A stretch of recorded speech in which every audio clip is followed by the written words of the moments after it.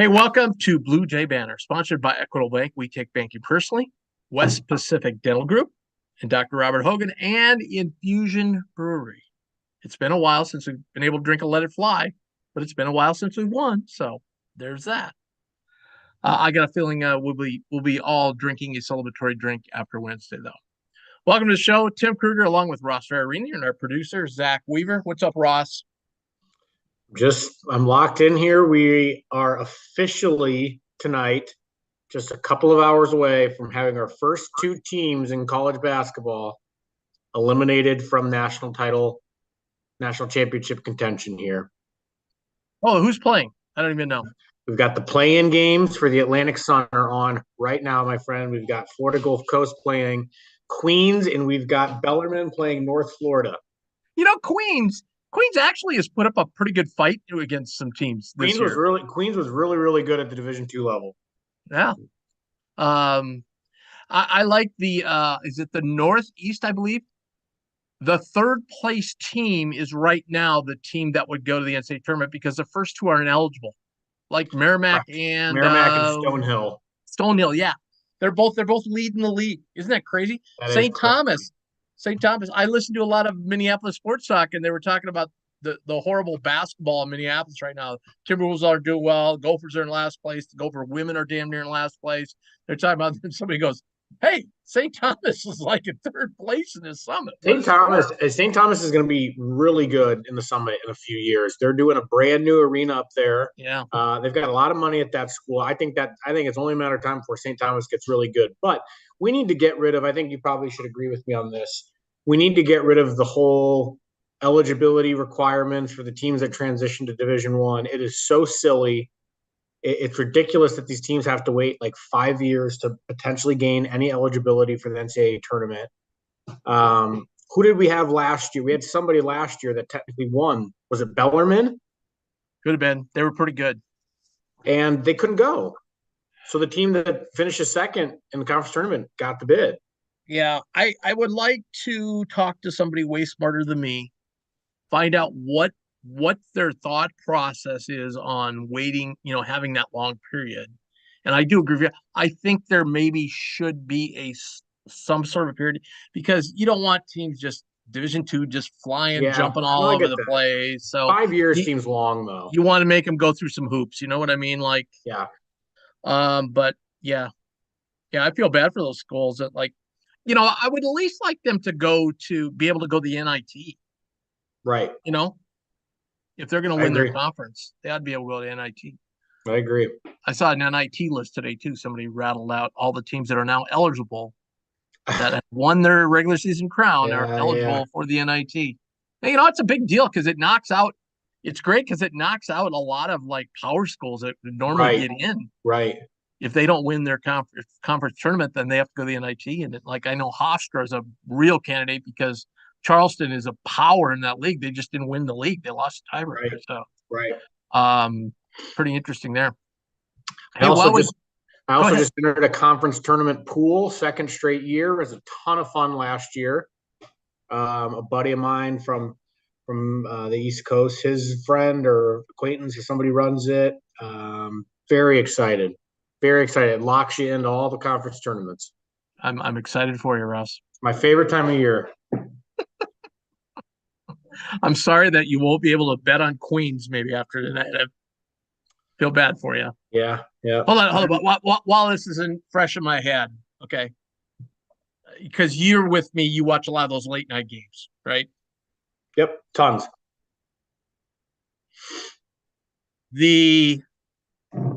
I'm trying to think here. Was it Boise State, New Mexico? Yes. At Boise State. Oh, yeah. They were 5.5 point favorites. Oh, yeah. I watched the whole thing. Up 10 with 30 seconds left. Yep. A guard gets 2 free throws 2 times. Misses all 4. The ball bounces off the rim, Ross. And I just immediately thought of you. And I said, Ross Ferrarini, watch this dude drain a 3 right here. And sure enough, New Mexico covers. Not just any guard that missed those free throws, one of the best guards in their league. Yes, I know it.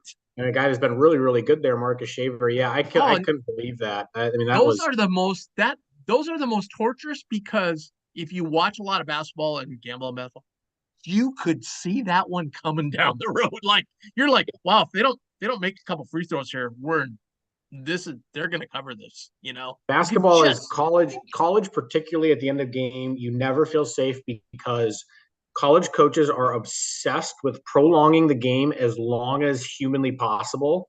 Like they yep. could be down 8 with 20 seconds left and they're still going to foul. And you don't get that in the NBA. NBA coaches just wave the white flag. So you don't have to grind out free throws and kind of crazy scenarios as near as much in the NBA if it's relatively closer. But yeah, gosh, the amount of times in college this year I've seen scenario, maybe not quite as extreme as that one, but very similar scenarios. It happens Oh, nightly. it's just frightening when you see it come because you can see that train coming down the tracks. Yep. Uh, when we do get Ron on, Ron likes to always do a Q&A with us, on Bluejay Banners, on our bluejaybanter.com. He likes us. We're going to let Ron tonight ask us the questions, Ross. So I want you to jump in a lot and ask. He'll ask us questions about the Creighton team. Okay. Unfortunately, Ron I hope Ron understands that we're probably not going to ask a lot of questions about the Georgetown team. We're going to ask a lot of questions about who's the next coach Yeah. because rumors That's are flying. that's probably more important at this current juncture for Georgetown And basketball. it kind of looked Sunday like about the second half, those players said, yeah, we're kind of wondering who the next coach is. They kind of, after making a little run there, they just packed it in at the end. I I do, fell into the trap. I so stupid. I had a little teaser, like a five me or too. six Me game too. I did teaser. it too. I did it too. Did you see the line move? The line moved from 9.5 to 6.5 in that game. Yeah, and I just said, maybe you keep falling into the trap. I've done it a few times this year of looking at the roster and saying, God, there's some talented kids on this roster, and it doesn't matter. Just let it lie. Let let a dead dog lie. Just be done with Georgia. Amazingly enough, if you watch that game, Hopkins got 3 fouls in like the first 3 minutes. And I'm thinking, Mm-hmm. oh my God, they are in trouble here. And they went on a 17-1 run after he went to the bench. Crazy. Oh my word. Yeah. So speaking of absolutely disastrous debacles, what were your thoughts on the Creighton game Saturday?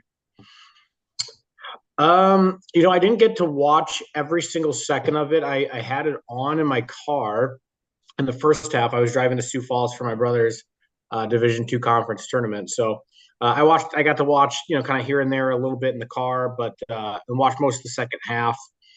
It just looks like they kind of ran into a freight train of a Nova team that looked really good and that kind of put it together.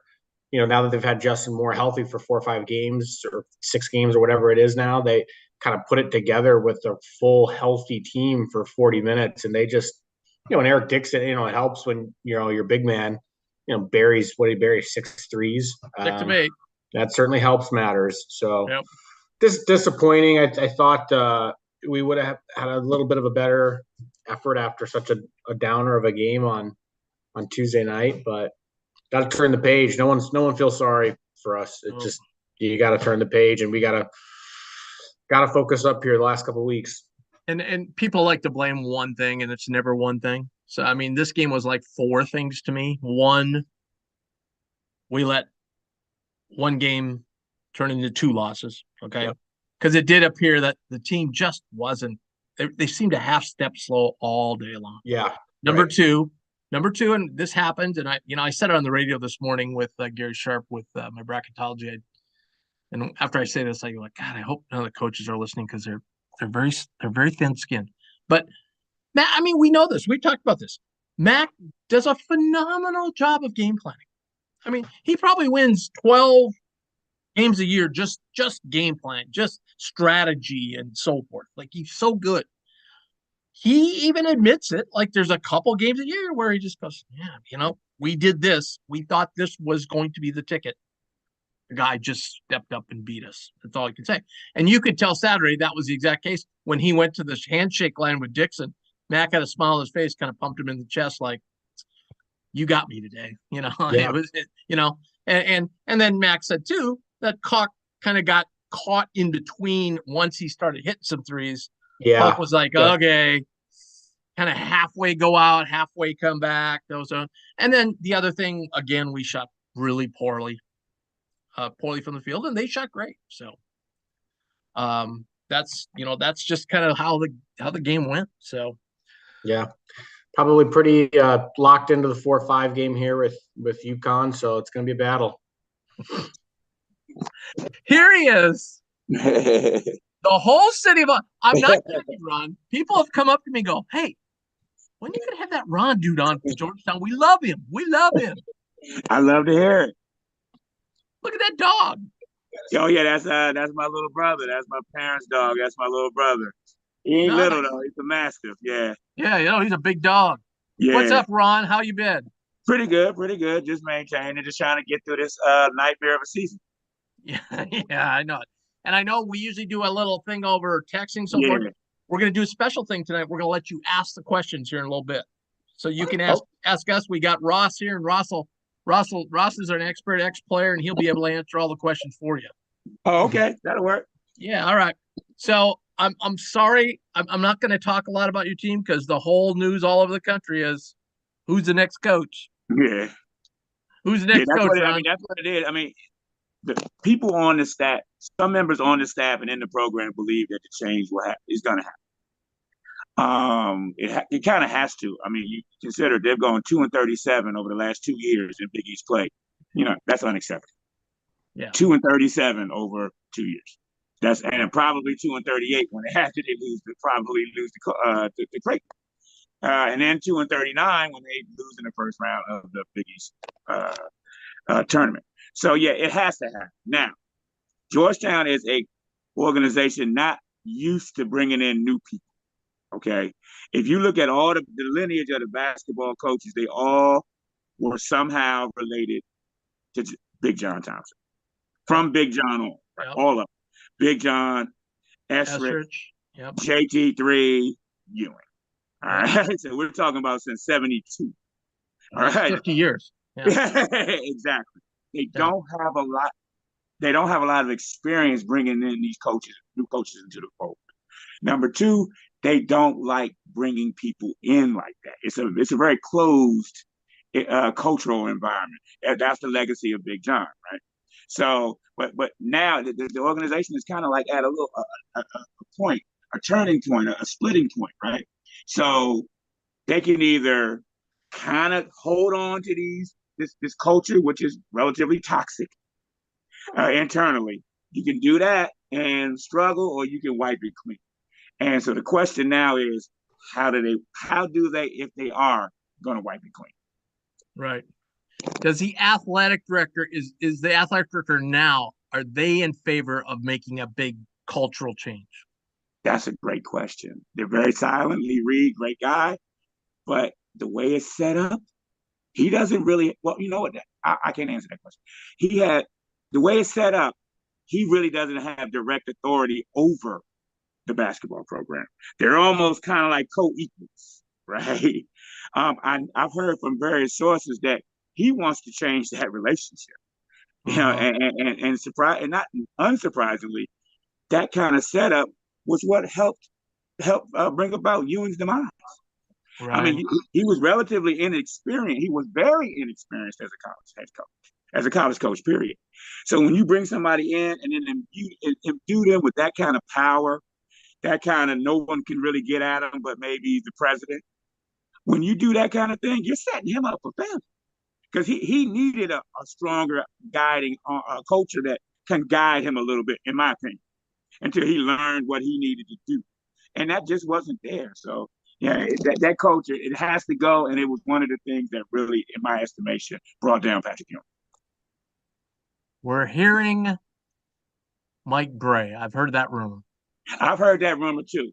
The Mantha guy familiar with the area, obviously tons of experience, doesn't want to quit coaching yet. I've been hearing that too. It's curious. Historically, there's been no love between Mike Bray and Georgetown. There's been no love, very little love between DeMatha and Georgetown, historically. So if going forward, they might try to break away from that. They might consider him. But to be quite honest, I think I mean, you hear names like Cooley, but sources tell me it would Cooley take ain't leaving problems. I mean, they say exactly. that He Cooley's shouldn't. not leaving problems. He He ain't leaving shouldn't. problems. He He shouldn't. never leaving And it problems. would take an exorbitant amount of money to get him to do. Oh, I Yeah, don't think and he so wants to that do would be that. stupid, right? No, That no, would make no sense. Yeah, so you hear names like that, Patino, which to me is also, which is really unsavory to a certain degree, right. and the cat, he hated the Thompsons. I mean, there was no love lost between those groups. They were dire competitors, right? And so I mean, he could just be using them as coaches did the last time around. Then they used Georgetown to kind of like get more money. Mac did it. The guy out there at USC, I can't remember his name. That was at Gulf Coast. He did it. Sure. Yeah, yeah. So I mean, that's what that could very well be. But there's a lot of ambiguity. There's a lot of confusion, and we'll see how it plays out. I really don't think that it's going to be a quick hire. I think they're going to go after guys that Okay. might be using them. They're not going to get. I think they'll have to go down just in terms of stature for some guy to get a guy. I think they'll get it before they did. Last time they didn't hire the coach until May. It was AAU time when they hired him. It'll be before then, but I don't think it's going to be the same. Interesting. We're talking with Ron Bailey. Hoyer Report. My brother at the Rivals Network over there. Yeah, like Ross was saying, we were just talking before he came on. Ross was like, man, Saturday, he goes, I thought, I fell into the trap. I thought that 7 points. I go, Providence might not be up. And every time I look at that Georgetown roster, there's some talent there. I mean, I think when Sparks gets it going, my God, he looks great. Right, He looks unstoppable at times. Yeah, they well, one thing that really hampered them against Providence was Qudis Wahab told them that he wasn't going to be able to go while he was on the bus to the game. Oh, jeez. Yeah, exactly. And so you're dealing with arguably the most physical team in the Big East, one of the more physical teams in America, without your starting senior pivot, right? So you bring in two sophomores to go against Carswell, who destroyed them on the boards and scoring. You bring in Brad Izaguero, very raw, athletic, bouncy, very he's a developmental player and his footwork is terrible. And then you have Ryan Patambo, he has more DNPs this year probably than minutes played. All right, so they weren't going to win that game when Wahab told them I can't. And it was on senior day too. So. Yeah, I thought when Hopkins got 3 fouls in the first 3 minutes, I went, okay, you got a chance. Yeah. Exactly. Yeah. All right, Ron, we're gonna let you ask away. What do you want to ask us about Creighton? Who besides 55, who can really be relied on for 3-point shooting? Roscoe? Trey Alexander. He's even a better 3-point shooter than 55 Shireman. Oh, okay. Because he doesn't start though, right? Trey? Oh yeah. No, Trey. Yeah, Trey's probably our most talented scorer. Okay. Well, I thought is the best player or the most important player on that team, is it the center? Because I asked this because he provides so much gravity at the rim with his hard dives, his constant rim running, and it seems like that sets y'all's offense up on that extreme spread setup. Yeah, when he's healthy and effective, the team is awful good. When he's either in foul trouble or having a tough game or hurt, it's the team tends to struggle a little bit. So he's certainly, you're dead on there that he's certainly the most important player to the team. Yeah, and I'll say this, Ron. I'll say the last 2 games, both much more Marquette than Villanova. Marquette just took him away. They fronted him all over the court, and they were not going to let him get the ball. They were not going to let him run to the rim.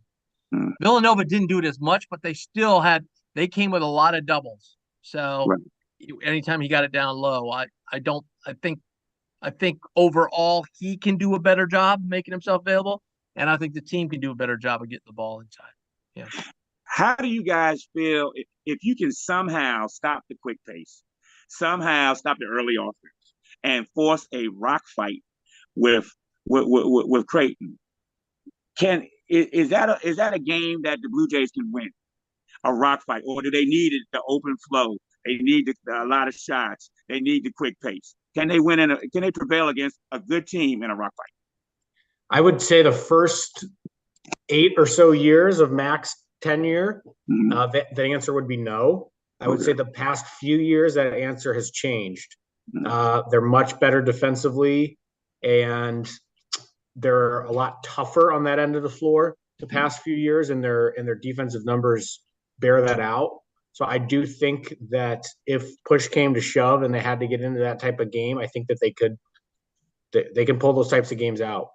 I'll give you an example. I'll give you an example, Ron. The UConn game in Omaha against Creighton. There wasn't a bigger rock fight game in the Big East all year long. I mean, two very talented teams. It was just a grind out, and Creighton won the game. I mean, it was just nobody got to 60 points. He's not, from what I see, he's not pack lining as intently as he used to. Is that fair? Defensively, I mean, they still gap, but before that was like a real pack line defense, and now it's kind of like a hybrid. Is that a fair assessment? Yeah, he used to do a lot of pack line stuff when he was at Northern Iowa and Iowa State. He hasn't been near as much like that. Yeah, Creighton too, though. Yeah. Maybe the first. Yeah, we talked about it. Yeah, maybe the first few years, they're a little bit more aggressive now. For instance, when they bring in Sharif Mitchell off the bench, I mean, he'll guard guys 94 feet. He'll get in guys just from the jump. I mean, they've changed their philosophy there a little bit. Okay, they still gap a lot though, right? They put people in the gaps as opposed to just hugging man. Yeah. I mean, I think it depends on personnel too. Okay. It depends on if some of these guys are guarding knockdown shooters, or it really it varies if you're guarding a Jordan Hawkins or you're guarding a Jared Bynum or a Bryce Hopkins or a Tyler Kolek. I mean, it just kind of depends on what type of player they're going against. Mac is very scout oriented, game by game.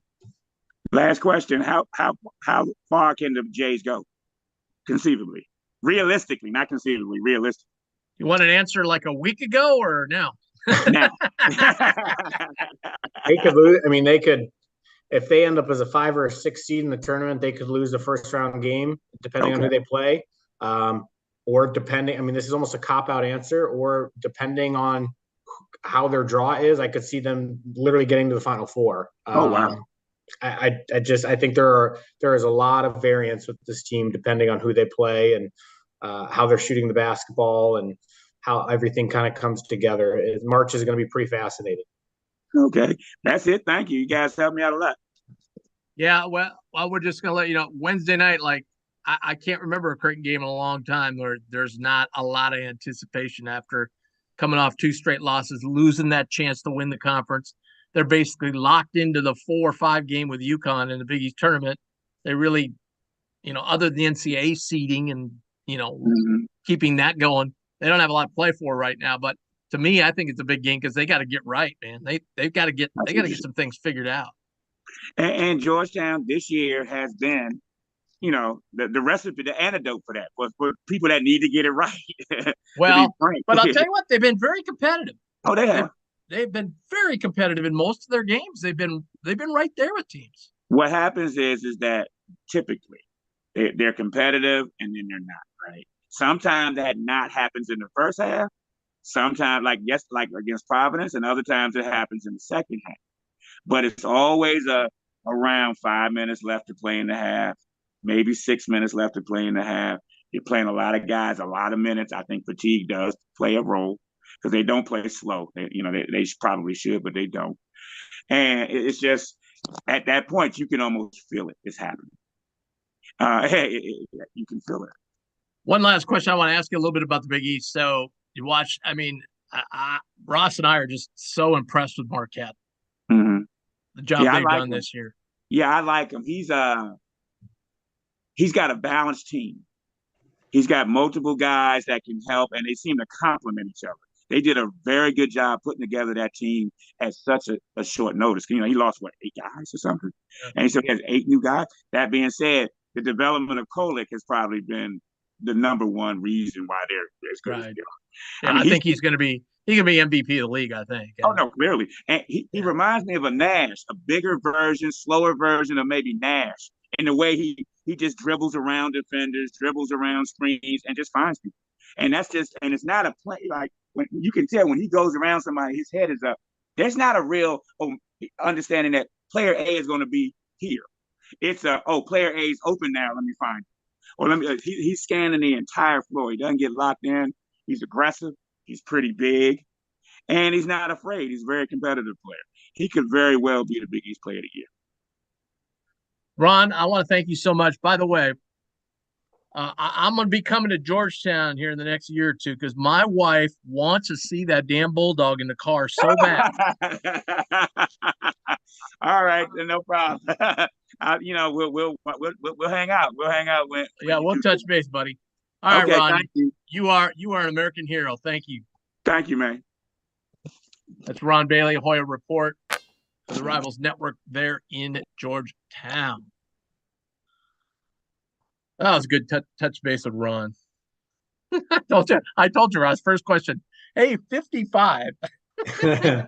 I don't think the names of players on other teams aren't on the top of his priority list. The time he did number 10, and Matt goes, his name is Maurice Watson. That's hysterical.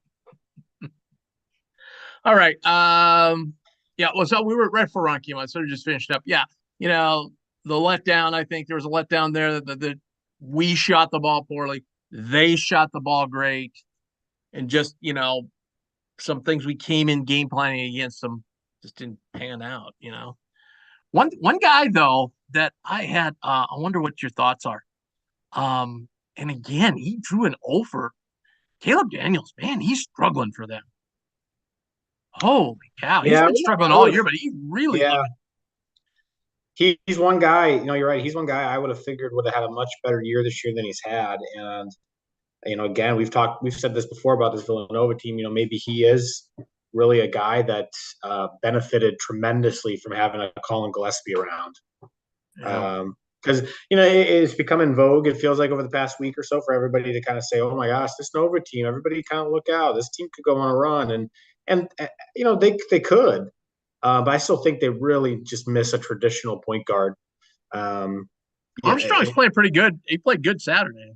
He comes off the bench. But But I mean, they do have. I mean, gosh, so you do look at their pieces now. If they're healthy, I mean, I can absolutely see a world where they make the Big East title game. Can't you?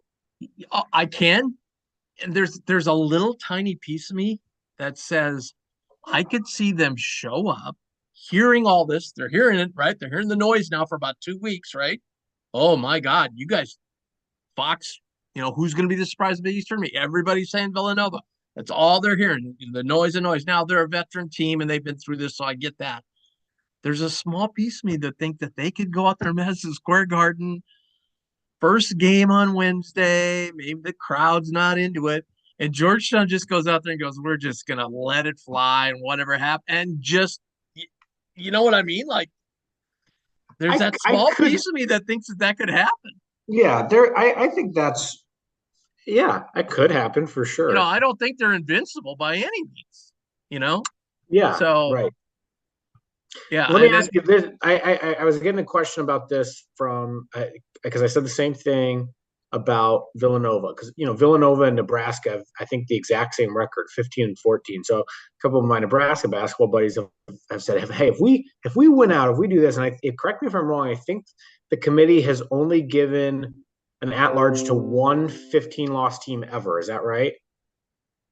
Well, yeah, it's kind of about, the with these MTEs, teams have played a lot more games, so it's kind of gotten all skewed up. There was a 16-14 team that made it one time. Georgia had made it. There's been several 17-14 teams. Vanderbilt made it.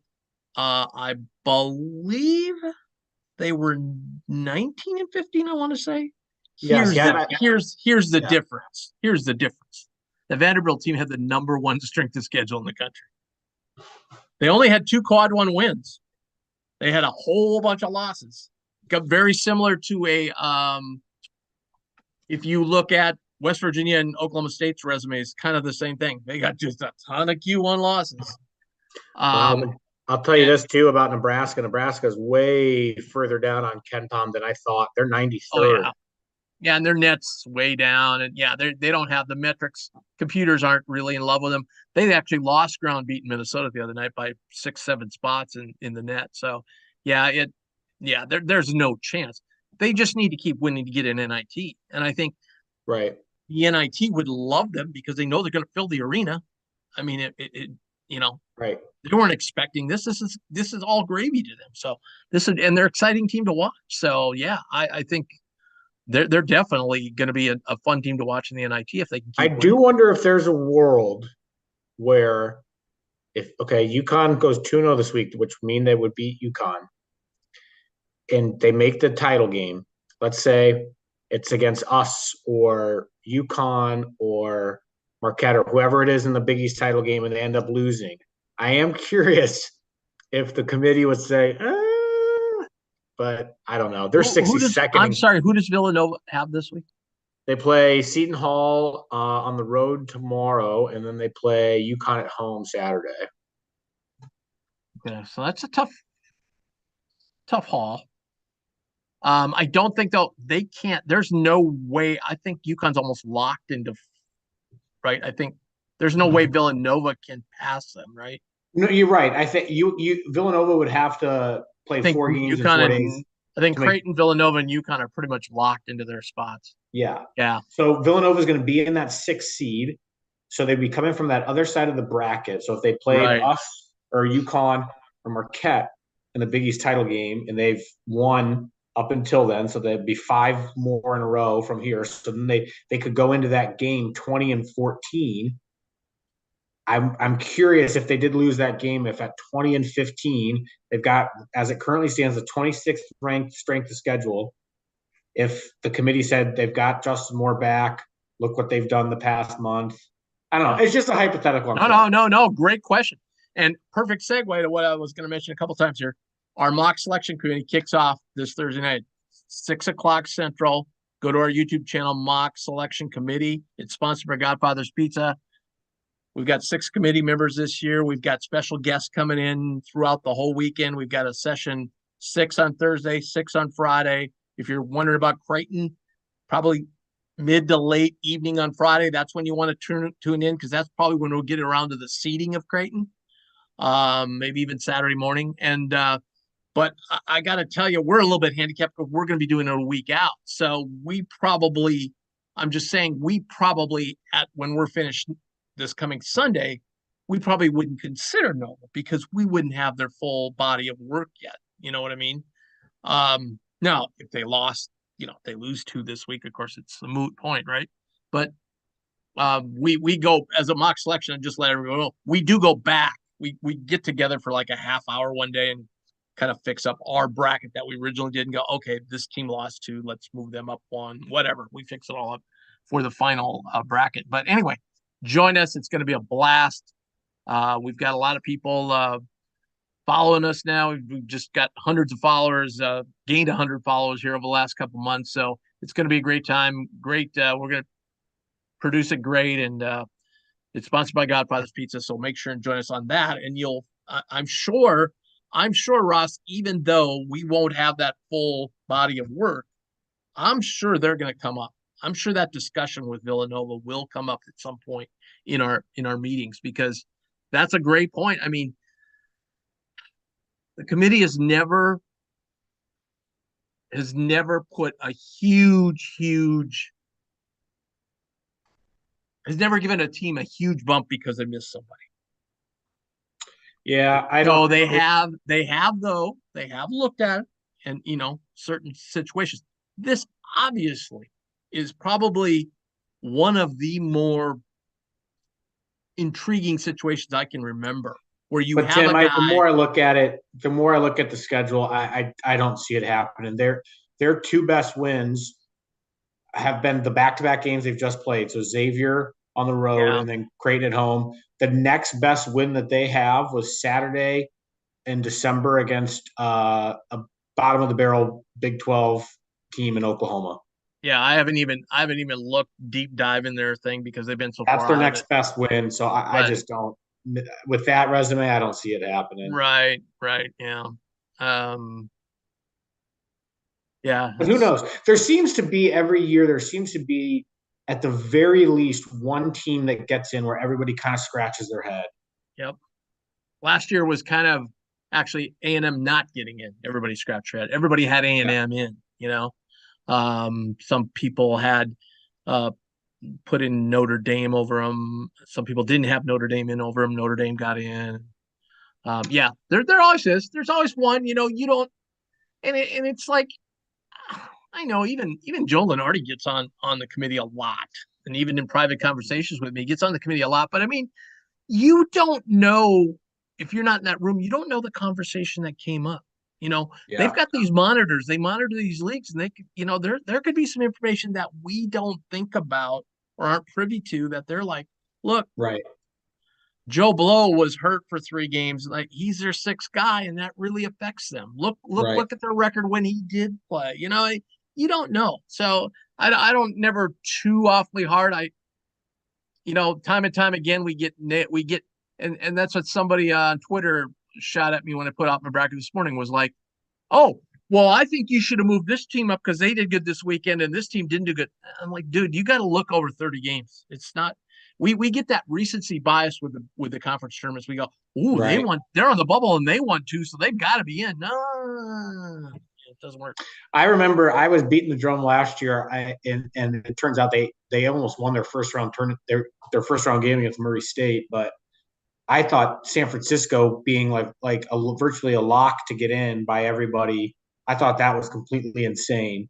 When you go back and look at the resume last year, but they did end up getting in and they almost won a game. But like I said, there always are a couple where it seemingly doesn't make as much sense. But yeah, maybe the committee looks at other stuff that we're not as privy to. There's a team this year that's sitting out there that on my bracket they just never. Every time I look at them, they just don't have enough. That's Utah State. You know, they they haven't beaten the top teams in that league like some of the other ones have, you know, on a consistent basis. So that's another one that, you know, but who knows? Um, as we said, we're sponsored by Equitable Bank. We take banking personally, make them your bank of choice. They're the bank of Bluejay Banter. Doug Nodgard, president, big Jays fan. Also, West Pacific Dental Group and Dr. Robert Hogan. He's my dentist. Make them yours as well. And then Infusion Brewery. Make sure and check out all of their great products. A great place to go is down their tasting room in Papillion. You can also go over to Crescent Moon and taste all their great products. So make sure you check that out. Ross, I want to, before we get wrap it up with some Big East stuff, baseball team. So they go into Coastal Carolina. Pretty good program, right? Mm-hmm. They lose an absolute shootout the first day, 14-11.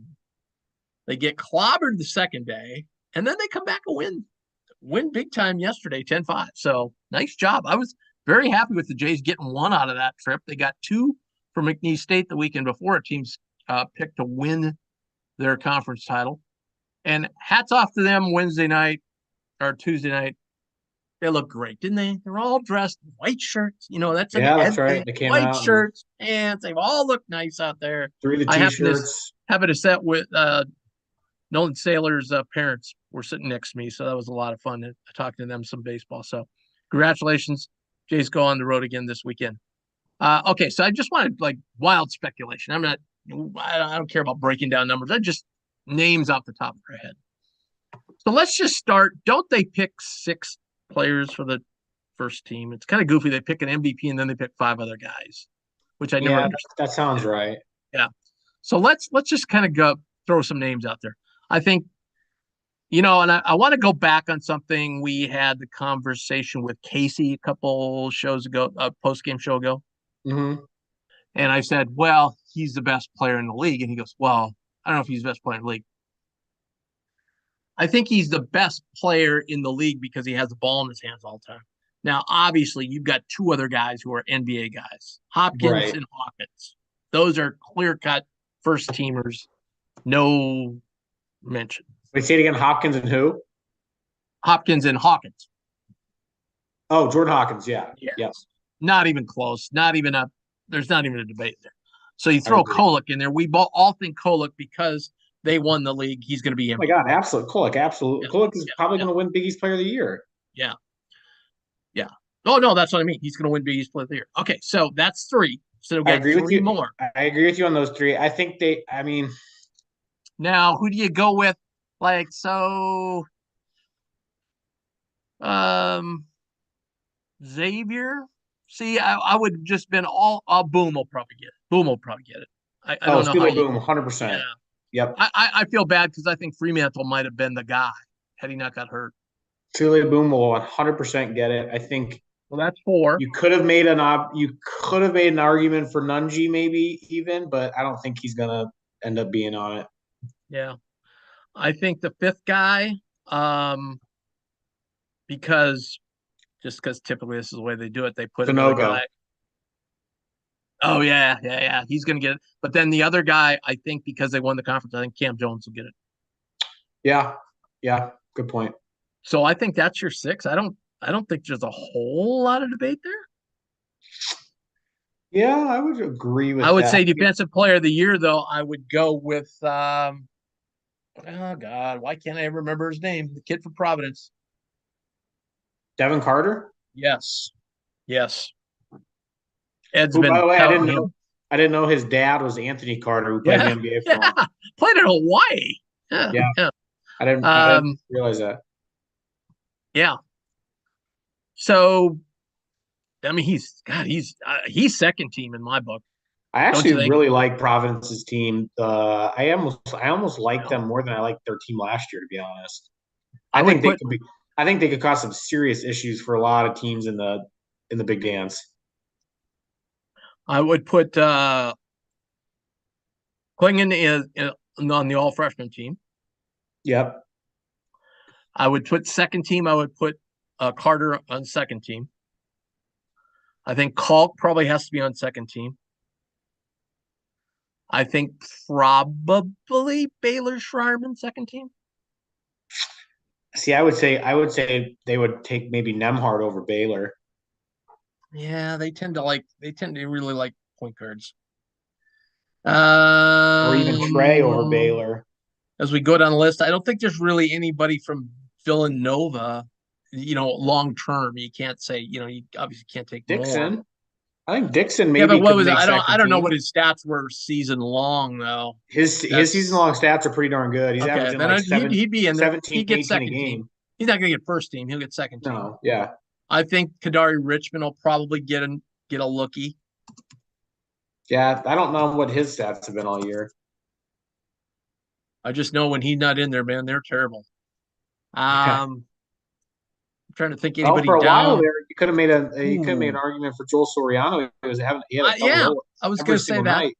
Yeah, But yeah. I don't think Who's it? anymore. What's the name of the guard from DePaul? I don't know what his stats are. I know Sparks from Georgetown. I think he should get in there. Seriously, he's really good. Two-win so team. Good, huh? A 2-win team. I know, but he's so good. God, wouldn't you love to see him on Creighton? Jeez. Yeah.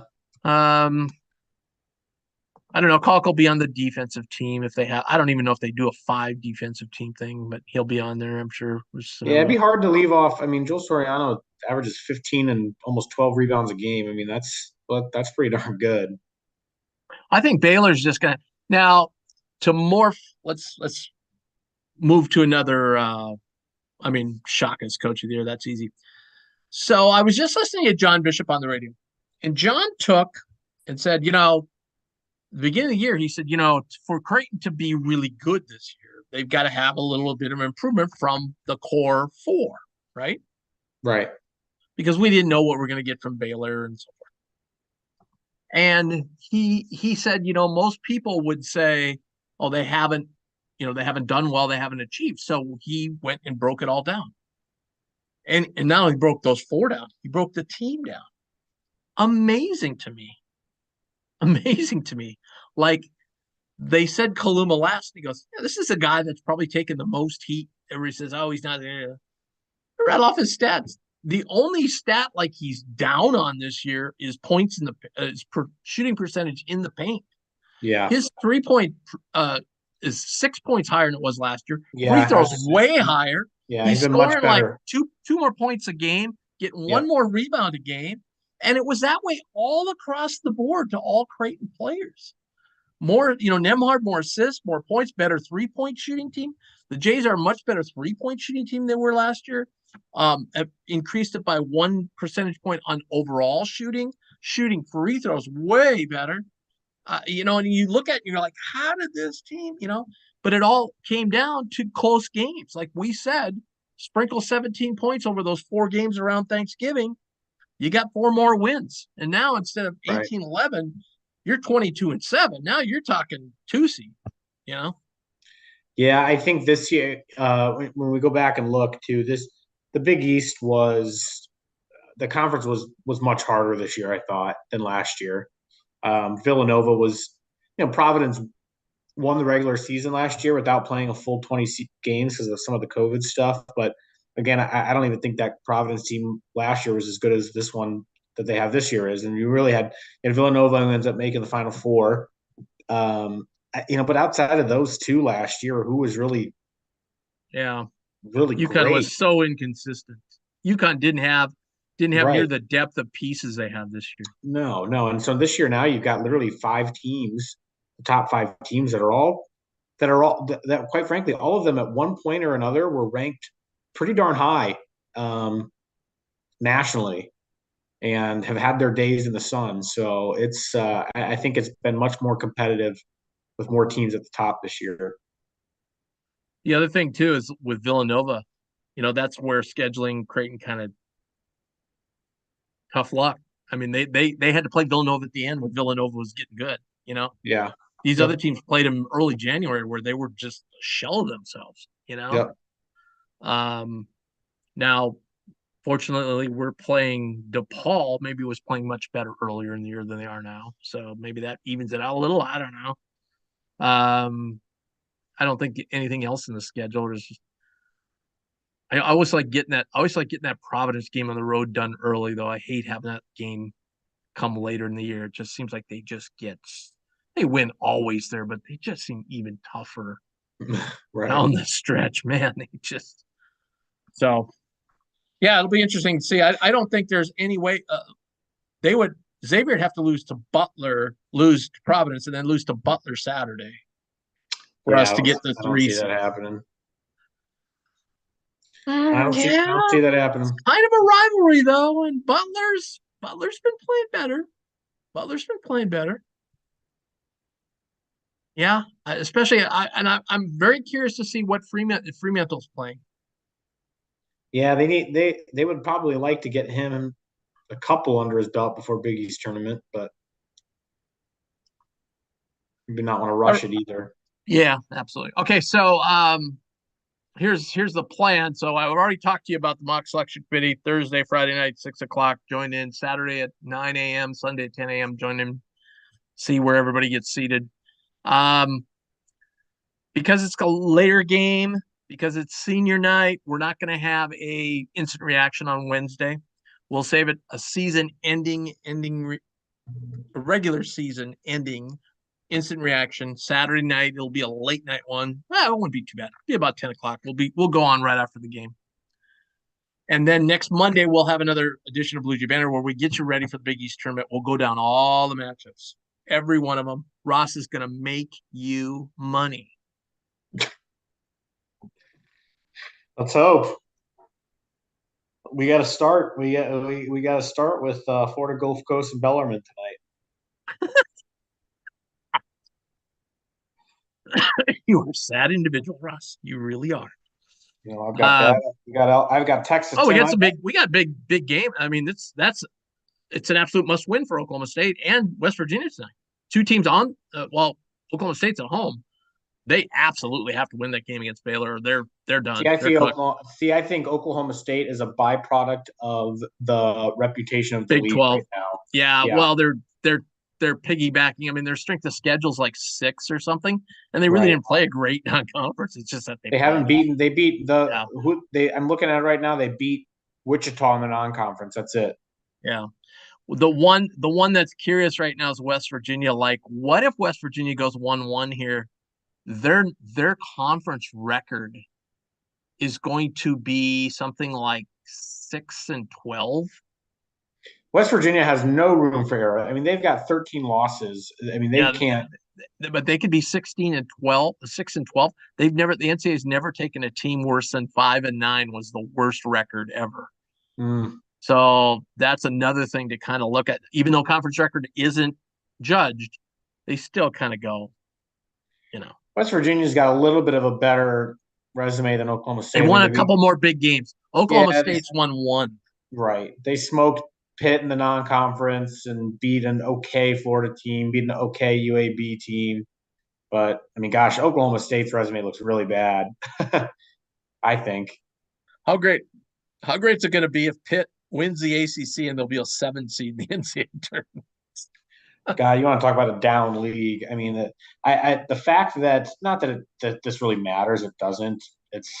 But the fact that ESPN's College Game Day is going to Duke, Carolina, maybe the worst records that those two teams have had playing each other on the final game of the year, like they do every year. And my God, I mean, that's got to be the worst two records those teams have had in 3 decades playing each other. How can you not go to Arizona UCLA?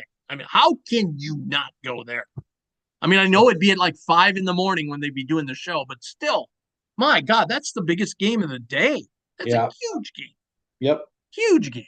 Now, UCLA's already clinched, but it's a huge seeding game. I mean, Arizona beats them twice. You might see Arizona be seated above UCLA. Probably be on the same line, but, anyway. Yep. Thanks, Ross. Thanks, Thank Zach. And then, by the way, so next Monday, join us too, because we'll kind of get our postseason legs underneath us and our postseason plans, what we're going to do as we move forward here with the NCAA tournament. So, by the way, my bracket today dropped Creighton to 7, but the good news, they got to go to Des Moines. That'd be great. Guess who they'd meet in the second round? Iowa State. Baylor. Oh, wow. Just brings shivers down your spine, doesn't it? Not the same Baylor team, though.